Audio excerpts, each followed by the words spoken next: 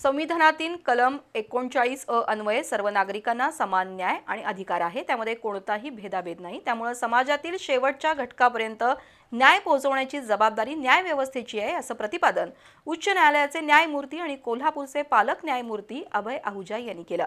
जिल्हा विधी सेवा प्राधिकरणातर्फे विविध संस्थांच्या सहकार्याने कोल्हापुरात विधी सेवा महाशिबिर आणि शासकीय योजनांचा महामेळावा पार पडला।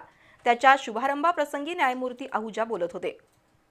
नवी दिल्लीचं राष्ट्रीय विधी सेवा प्राधिकरण आणि मुंबईतील महाराष्ट्र राज्य विधी सेवा प्राधिकरण यांच्या निर्देशानुसार कोल्हापूर जिल्हा विधी आणि सेवा प्राधिकरणाच्या वतीनं विधी सेवा महाशिबिर आणि शासकीय योजनांचा महामेळावा घेण्यात आला।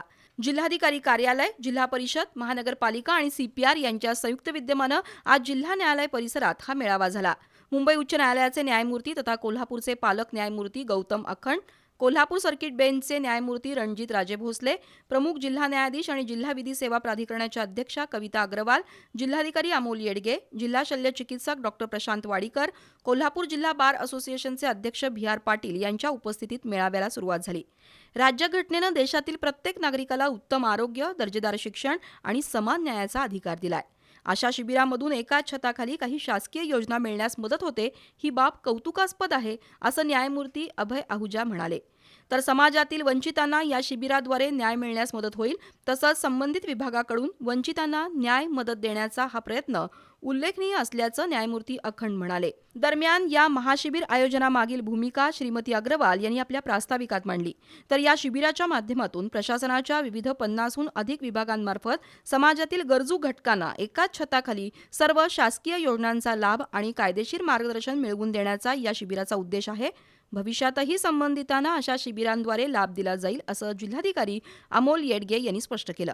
यावेळी शासनाच्या 32हून अधिक विभागांमार्फत संबंधित गरजूंना विविध वस्तूंचा लाभ देण्यात आला। यामध्ये व्हीलचेअर, रोलेटर, कानाचे machines, mini tractor, walker, drone, घरकुल चावी, आपदा मित्रांसाठी किट, गृहोपयोगी वस्तूंचा संच, मनरेगा अनुदान प्रमाणपत्र, बियाणं पिशवी तसंच वारसा नोंद प्रमाणपत्र वाटप करण्यात आलं। या प्रसंगी बालविवाह सारख्या ज्वलंत प्रश्नांवर प्रबोधन करणारं पथनाट्य संजय घोडावत विद्यापीठाच्या, तर शेतीचा वाद सामंजस्यानं निपटारा करण्याबाबतचं पथनाट्य शहाजी विधी महाविद्यालयाच्या विद्यार्थ्यांनी सादर केलं। जिल्हा विधी सेवा प्राधिकरणाच्या सचिव श्रीमती दीपाली डोईफोडे यांच्यासह न्यायाधीश, विधिज्ञ, संबंधित विभागाचे प्रमुख अधिकारी आणि विधी महाविद्यालयाचे विद्यार्थी उपस्थित होते।